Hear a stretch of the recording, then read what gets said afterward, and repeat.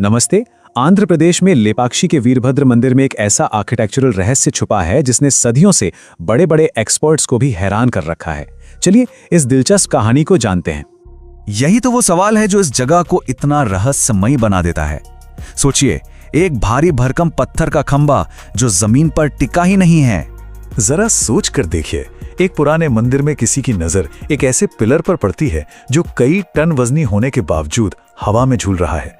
ये कोई आंखों का धोखा नहीं है, बल्कि हमारे प्राचीन कारीगरों की अविश्वसनीय कला का एक जीता जागता सबूत है। इस स्तंभ को आकाश स्तंभ भी कहते हैं, जिसका मतलब है आसमान का खंभा।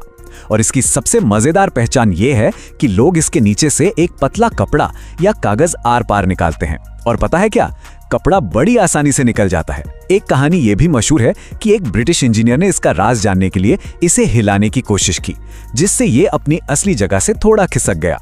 तो ये तो हुई इंजीनियरिंग की बात, लेकिन इस स्तंभ के रहस्य से परे ये जगह पौराणिक कथाओं से भी उतनी ही भरी हुई है। तो आइए अब जरा इसकी कहानियों में उतरते हैं।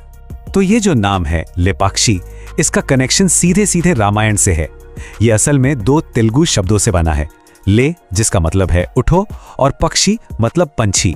मान्यता यह है कि जब रावण सीता मां का हरण करके ले जा रहा था, तब दिव्य पक्षी जटायु ने उसे रोकने की कोशिश की और लड़ाई में घायल होकर इसी जगह पर गिरे थे। जब भगवान राम यहां पहुंचे तो उन्होंने मरते हुए जटायु से कहा, ले पक्षी, यानी उठो पक्षी, और उन्हें मोक्ष दिया। बस इसी घटना से इस जगह का नाम लेपाक्षी पड़ गया। मंदिर के जो मुख्य देवता हैं वो हैं वीरभद्र। ये भगवान शिव का ही एक शक्तिशाली और उग्र रूप हैं। ये शिव का वो शांत ध्यान वाला रूप नहीं है। वीरभद्र का जन्म तब हुआ था जब देवी सती के आत्मदाह से शिवजी बहुत ज्यादा क्रोधित और दुखी हो गए थे। इसीलिए वीरभद्र को अन्याय का नाश करने वाला और भक्तों का रक्षक माना जाता है। तो चलिए पौराणिक कथाओं से अब जरा इतिहास के पन्नों को पलटते हैं, क्योंकि ये मंदिर विजयनगर साम्राज्य की एक बहुत ही शानदार देन है। देखिए, इस मंदिर को 16वीं सदी में विजयनगर के राजा अच्युतदेव राय के शासनकाल में बनवाया गया था। इसे बनाने का काम किया था दो भाइयों, विरुपन्ना नायक और वीर नन्ना ने, जो उस समय पेनुकोंडा के गवर्नर थे। ये उनकी भक्ति और दूर की सोच का ही प्रतीक है। और ये पूरा का पूरा मंदिर भी एक बहुत अनोखी जगह पर बना है। एक छोटी सी पहाड़ी जिसका आकार बिल्कुल कछुए जैसा है, इसीलिए इसे कुर्मशैल कहते हैं। यहाँ की वास्तुकला में विजयनगर स्टाइल की शान और बारीकी साफ साफ झलकती है। लेकिन यहाँ की इंजीनियरिंग का कमाल सिर्फ उस झूलते हुए खंभे पर ही खत्म नहीं हो जाता। अरे नहीं, ये पूरा मंदिर कॉम्प्लेक्स ही ऐसे एक से बढ़कर एक मोनोलिथिक, मतलब एक ही पत्थर से बने चमत्कारों से भरा पड़ा है। जैसे कि ये विशाल नागलिंग देखिए, एक ही पत्थर को तराश कर बनाया गया है, जिसमें एक बड़ा सा सांप शिवलिंग की रक्षा कर रहा है। और मंदिर से बस थोड़ी ही दूरी पर नंदी बैल की एक बहुत बड़ी मूर्ति है, और ये दोनों ही एक ही चट्टान से काटकर बनाए गए हैं। सोचकर ही हैरानी होती है। ये जो नंदी की मूर्ति है ना, ये कोई छोटी मोटी नहीं है, पूरी 27 फीट लंबी है, और ये इसे दुनिया की सबसे बड़ी अखंड नंदी बनाती है। जरा सोचिए, एक ही पत्थर से इतनी बड़ी और जीती जागती मूर्ति को तराशना कितना मुश्किल काम रहा होगा।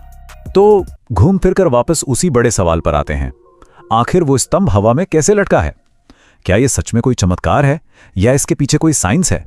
देखिए, बहुत से लोग तो इसे दैवीय शक्ति ही मानते हैं, लेकिन इसका जो असली जवाब है ना, वो शायद उस चमत्कार से भी कहीं ज्यादा प्रभावशाली है। ये हमारे प्राचीन कारीगरों की इंजीनियरिंग की जबरदस्त समझ का नतीजा है। तो इसका विज्ञान समझिए।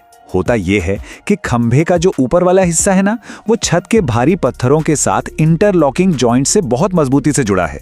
ये एक तरह से कैंटिलीवर के सिद्धांत पर काम करता है, जहां खंभे का सारा वजन छत पर बराबर बंट जाता है, और इसी वजह से खंभे का निचला हिस्सा बिना किसी सहारे के हवा में रह सकता है।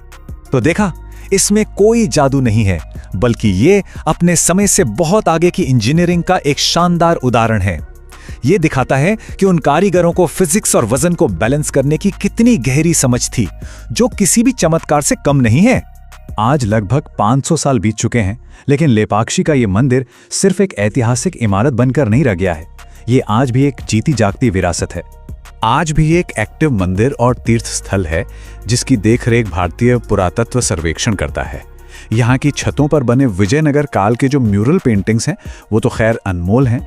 और ख़ास बात यह है कि यहाँ शिव और विष्णु दोनों के मंदिर हैं जो धार्मिक सद्भाव का प्रतीक है। यही वजह है कि आज भी दुनिया भर से लोग यहाँ खींचे चले आते हैं। और इसके ग्लोबल महत्व को स्वीकार करते हुए 2022 में इसे यूनेस्को की विश्व धरोहर की अस्थायी सूची में भी शामिल कर लिया गया है, जो इसके संरक्षण के लिए एक बहुत बड़ा कदम है। लेपाक्षी हमें एक बात तो साफ साफ याद दिलाता है कि हमारे पूर्वज इंजीनियरिंग में कितने आगे थे, और ये सोचने पर मजबूर करता है कि हमारी प्राचीन संरचनाओं में ऐसे और कितने अनसुलझे रहस्य छिपे हो सकते हैं जिनके खुलने का हम आज भी बस इंतजार ही कर रहे हैं।